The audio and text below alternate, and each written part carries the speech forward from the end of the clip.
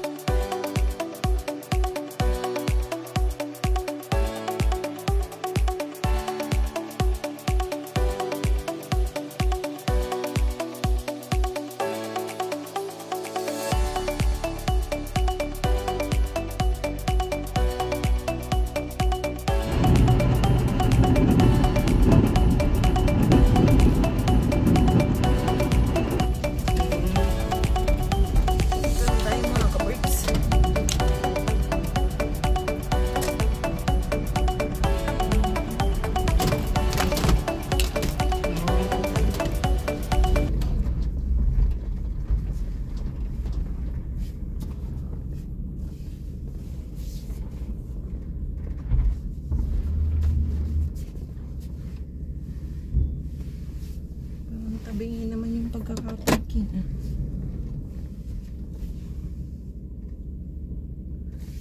Kaya minsan mga kaberks, maganda ang mag-parking pag reverse. Kasi yung linya ba? Kita mo? O yung sasakyan talaga tabingi siya.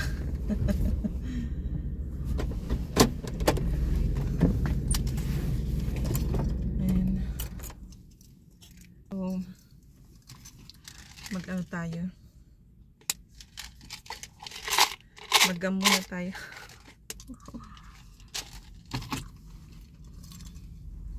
So, dito muna tayo sa business, mga kaberks. So, allowed tayo mag-video mamaya kasi nagpaalam na ako. So, yun. Para makita nyo yung discussion namin, lahat-lahat, kung ano yung research ko kagabi na mga katanungan. Makikita nyo, mapapanood nyo. So, yun.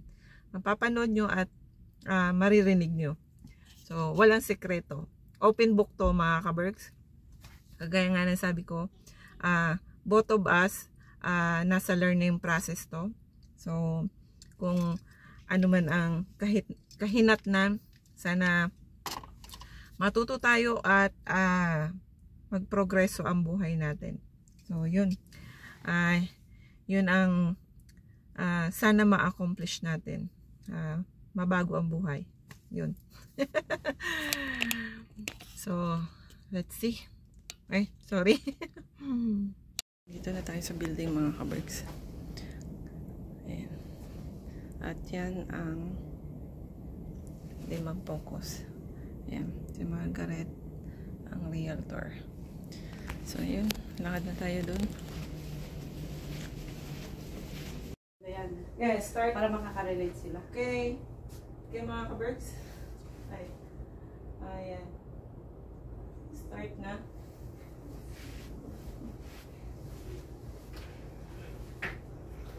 Hello.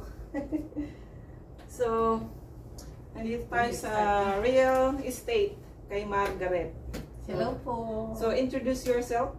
Ako po si Margaret Amanyen. I'm a realtor and a mortgage broker, and I'm glad to meet this fellow entrepreneur. Oh. Nakaka-inspire ang story ni ate. So, si Margaret. So, yung hindi pa nakakilala sa akin, I'm Vicky Garza-Tarena. So, yun. So, si Margaret ay isang real tour dito sa Edmonton, Alberta. So, for how long you been doing this? As a realtor, I just started last year, but okay. I'm a mortgage broker since 2014. Okay, so yung realtor at broker is separate, but it's a good combination pag you're selling a house and approving sa gustong inspiring na bumili ng bahay. So, sa pagbili ng bahay, so ito yung procedure ng pagbibili ng bahay. who is qualified to buy a house? Like, who So is qualified. So tatlo ang tinitingnan na factors. Okay. Dapat may income, Okay. may magandang credit card, may credit score, and Okay. credit history, and then may down payment. So yung tatlong factors na yun. So as long as you have all those three, then you are qualified to buy. Okay. How about the status here in Canada to be qualified? Pwede naman, like recently, they banned the foreign buyers. However, pwede na rin ang mga naka-work permit. Okay. Basta, So that's good news. yeah. Okay. So, pwede mga naka-work permit, basta may certain validity ng work permit. Okay. Like, I think at least 6 okay. months. Okay. So including yung income, yung to qualify sa income status din ng Oh yeah, of course. Kailangan nila and the credit score. So yeah. importante So, yun. importante yun. Dapat pagpasok nyo sa Canada, Yeah. mapa-tourist kayo or mapa-estudyante, kailangan nyo mag-apply agad-agad ng credit card. Okay. Kasi yun yung titingnan ng bangko pag mag-apply kayo for loan. Okay. How to qualify for approving the you have to give all the documents that needed. Oo, kung ano yung mga documents na kailangan. Oh yeah. Majority, what's the requirements? So our requirement, normally we just ask for like proof of identification. Okay. Diba? Nandun yung mga pangalan nyo, yung address nyo, date of birth, mga ganun.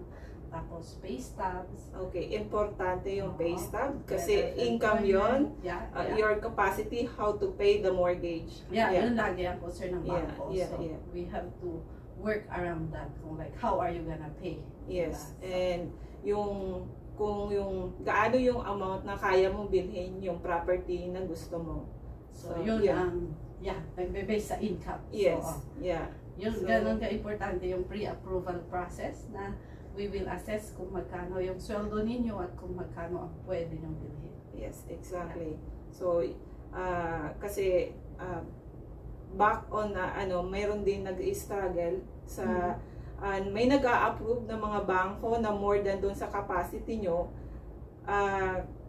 By experience na rin na mayroon na more than na parang hirap ka na magbayad sa mortgage dahil sa income na approve. So yun.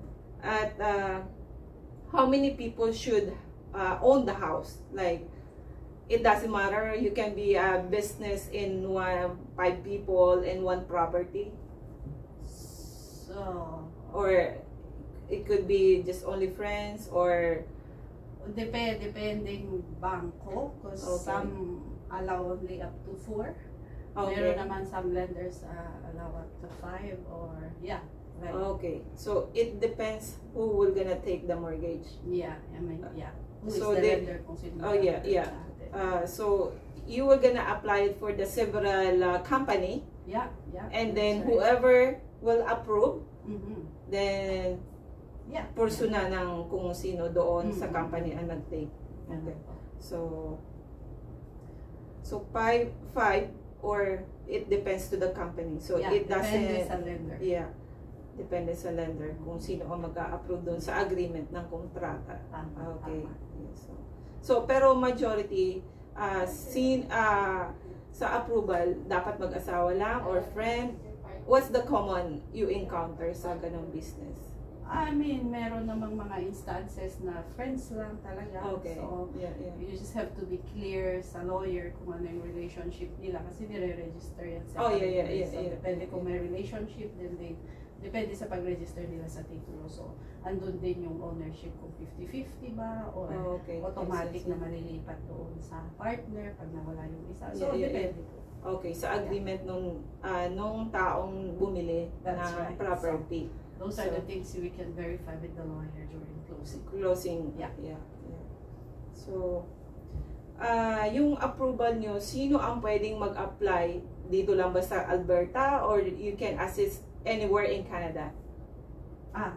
Okay. So, dati, yes, we can help anywhere in Canada. I was doing mortgages in BC, tapos Saskatchewan dati. But recently, binawal na ng Real Estate Council of Alberta. Okay. So they are the parang sila yung regulatory ng mga mortgage brokers tas realtor. So gusto nila pag taga-Alberta ka, pag taga-Alberta yung property, Alberta people ang gagalaw. Oh, I see. So in short, like pwede, pero meron din naman kaming mga sa office na pwede kaming mag-co-broker sa BC. So there are always ways. Oh, okay. However, I think it just makes sense kasi ang BC market compared sa Alberta market are totally different. Yeah.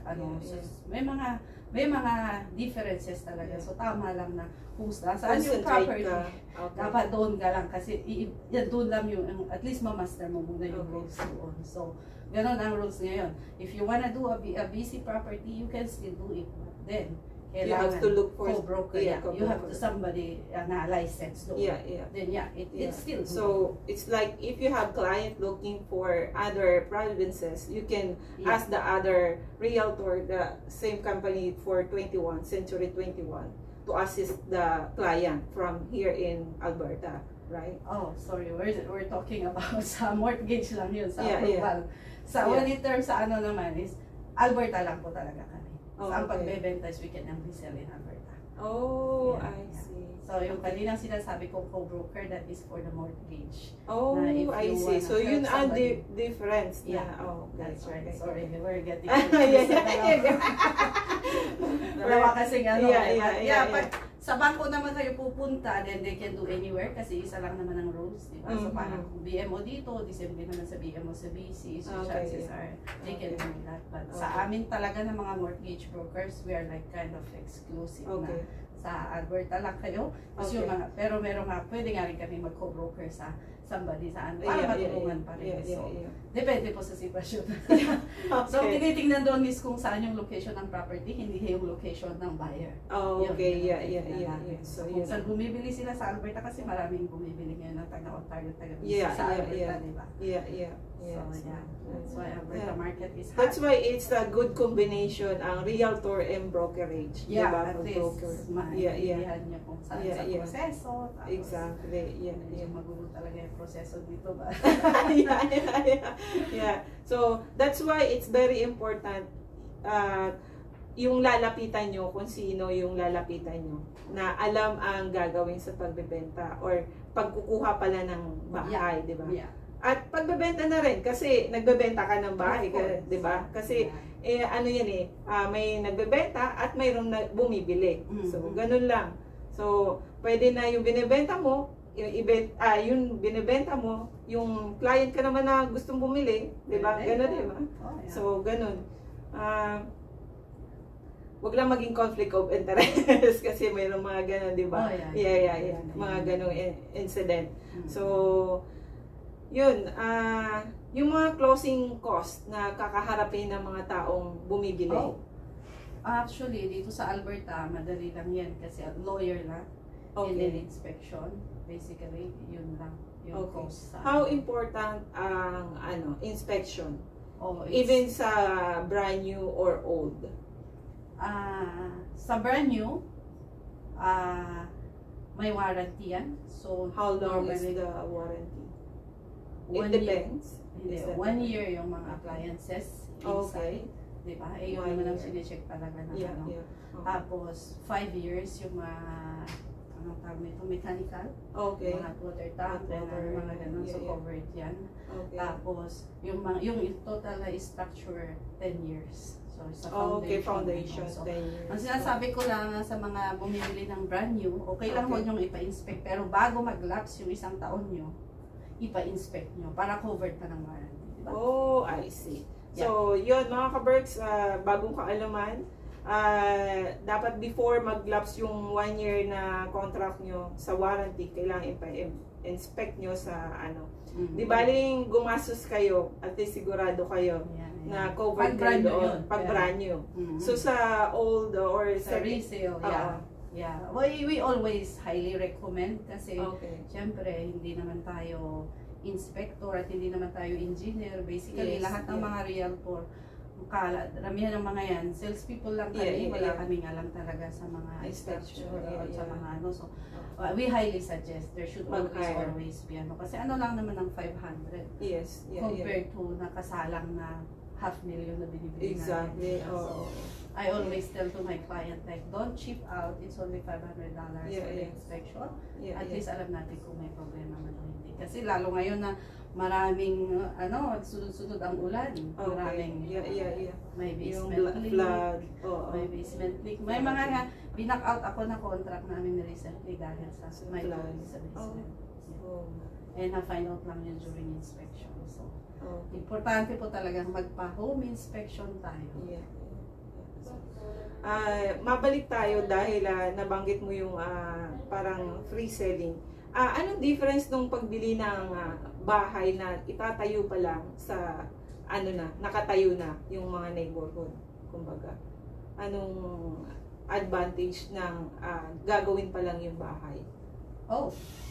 Well, anong advantage? Siyempre, no, I mean, any discount na maano mo sa bangko dahil kumbaga you funded, parang na-funded mo yung building ng house or? Not really. Hindi yan mag-ano sa bangko, pero sa builder. Sa builder. So they will sell it at a lesser price kasi of course they are selling it at kung ano yung market value at the time of the sale. Diba? So pwedeng panalo ka or pwede rin talo ka, diba? Kasi depende na pag nag-possession ka, malay mo mas mura na palang bahay na tayo. So, no guarantee. No guarantee. But then, wala kang discount sa financing dahil pre-selling yung bahay mo. Actually, there's no such thing as sa financing. Sa financing. So, ang importante sa bangko is may tatayo talagang building na sisiguraduhin mo. At may buyer na nakaintay. Yun lang yung concern ng bangko. At qualified yung buyers that time. Okay. So, ano naman kagandahan pag build na yung community or parang ikaw na yung second owner or whatever kung ikaw man? Depende po kasi yan sa preference ng tao. Yung may iba talaga they just want super brand new, newer neighborhood. So, ang advantage mo to go for that sa mga pre-selling is, syempre, una, bagong-bagong bahay mo. And since it's a newer neighborhood, may chances na tumaas ang value. Kasi marami parang i-develop dun sa area ninyo. So, mataas ang siguro tataas yung value ng bahay mo as compared doon naman sa resale na andun na, but at the same time, pag ganun din kasi, pag depende sa tao, yung iba kasi gusto nila kung sino yung kapitbahay nila.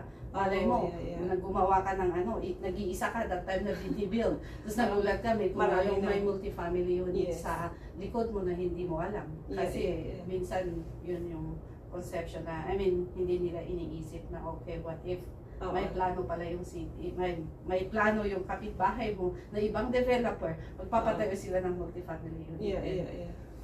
Alam mo na, syempre, depende yung iba, ayaw talaga nila na malapit sa multi-family. Alam mo yung mga condo apartments kasi maraming tao.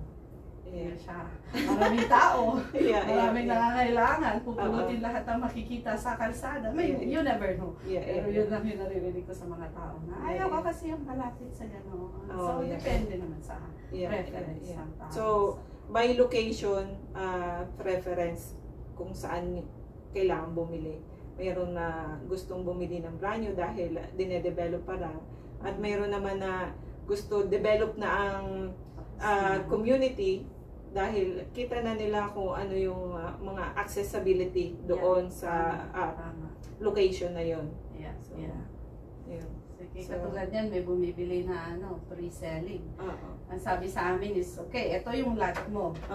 Ngayon, yung likod mo hindi namin alam kung ano pang gagawin doon. Yes, kasi ibang developer na nakabili niyan. So it could be establishment ng superstore, buti nga kung superstore or any grocery store, it's your in favor. But some people doesn't want that because it's busy. That's right. So depende po talaga sa preference ng tao. So, yun lang. Ano pa? So, sample kung nakabili na mga kaberks ng bahay, after nyan, ano ng proseso. Bibili ulit ng isa pa. Sabi nila, BRRR, diba? Monopoly. Buy, rent, refinance. So, parang ladder lang yan mga kaberks. Progress ng buhay. So, after owning the house, ano yung mga expected na bayarin? Okay. So, as a renter, syempre, ang binabayaran mo lang is rent lang talaga, diba? So, once na homeowner ka na, other than mortgage, may property tax, tapos may house insurance. Okay. Depende sa area, may, anong tawag nito? Homeowners Association. Yes. Sa mga area lang naman yun. Tsaka once a year lang naman. So, it's not that much. Minsan, 100, 200. So, doon lang yun sa mga mas magandang community. Kaya pag naglalakad kayo sa isang community, magaganda parts nila. Normally, they pay for that. HOA fee. Wow. More than sa mortgage, mayroon pa. Para, Malit lang naman.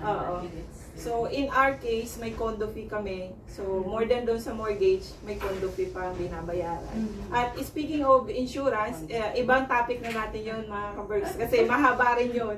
So, dito muna tayo sa mortgage, owning the house tayo sa real estate. So, yung monthly payment, iba pa sa condo fee. At yung mga, syempre, yung mga kuryente, diba?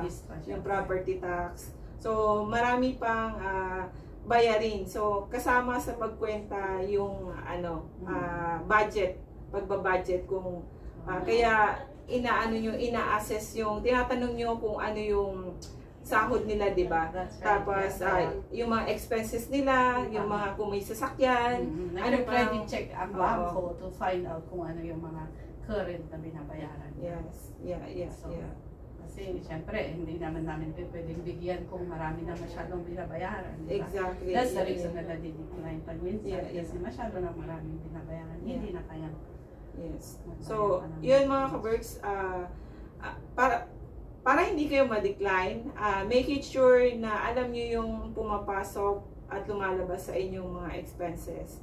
At yung range nung capacity nyo na bayaran ang bahay, alam nyo rin. At ina-assist rin kayo ng diba, brokerage.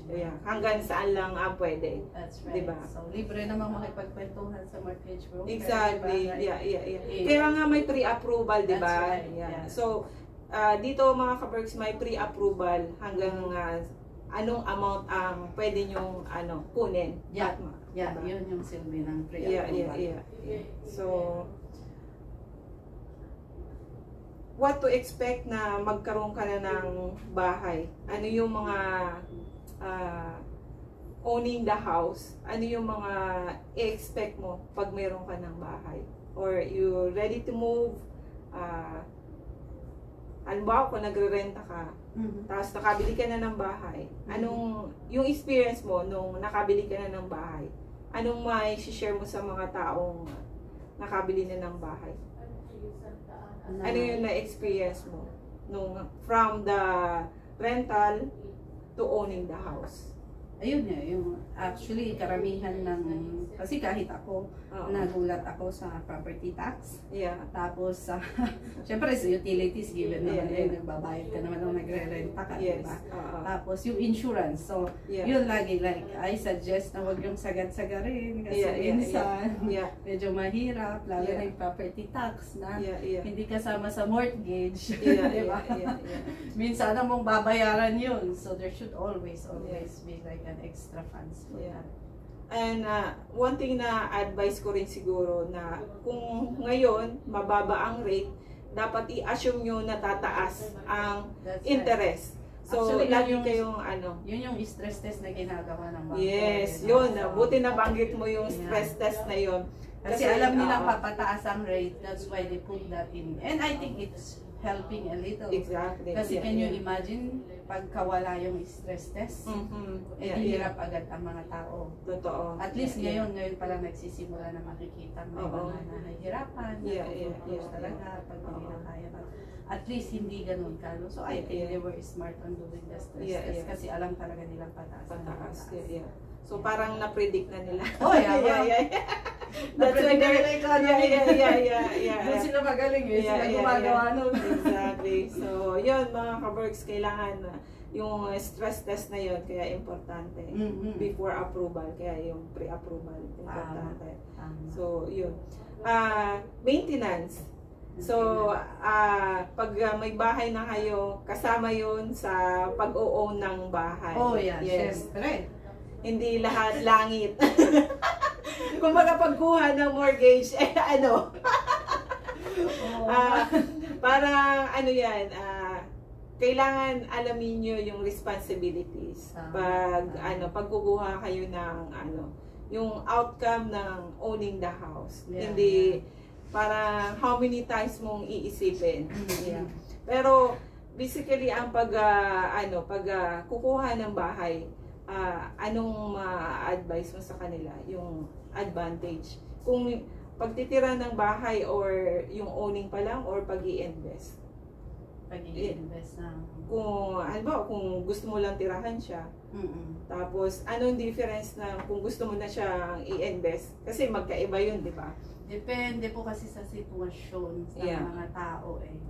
I come across these people na mga single na they own rental and they are renting for a room. And I think it makes so much sense. Pero depende kung may asawa ka naman tapos may mga anak, you also like it's also not smart to do that, diba? So nasa depende sa sitwasyon mo, sa or stage sa mo sa needs. buhay. That's sa right. needs. So, pero may mga ako na-encounter kung gano'n, nagpaparify, dalawa na ang rental pero nagre-rent lang sa basement ng kung sinong kaibigan or parents pa rin. Like, I think it's smart. Kasi lang, binata lang or dalaga lang. So, yun mga ka-Berks, depende sa sitwasyon nyo, sa buhay. Siyempre kung may family kayo, nag-iba naman ang natin, depende sa estado ng natin sa buhay. So kung bibili kayo ng bahay, ano ba yung purpose nyo doon sa bahay? Yung purpose or yung needs mo doon sa bahay. Kasi honestly, kung tutusin, kung titirhan mo lang yun na mag-isa, lugi ka. Yes, exactly. Like it's medyo lugi ka na. Big time.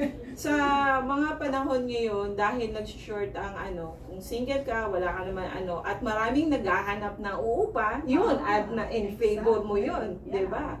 So, pwedeng yung kwarto ay sa'yo lang, isang kwarto, yung the rest ng room, parentahan mo, diba? That's actually the smartest way to live. Kasi mortgage is expensive talaga siya. Talaga yung pinakamabigat na So, tama lang na yung roommate helps a lot. Although, syempre, hindi rin lahat ng tao is open to that idea. Exactly. So, that idea is actually costing you a lot of money. So, depende nga sa needs ng tao at you're willing to risk doon sa ganung sitwasyon. Oo naman. Kagaya ni ate, di ba? So, nagkwento siya. Yung itatanong natin si ate. About sa kanyang insurance. Maraming experience yan. So, siguro na natakal na natin o napag-usapan natin yung mga dapat malaman ng gustong bumili at yung proseso ng So, again, were you to contact ng mga tao? Saan ka pwede nilang i-contact? My phone number is 587. Madali lang siya. Parang number ng scammer. Kaya minsan hindi ako sinasagot. Bakit daw 888? 2260. So, ayun. Paki-email or text ako.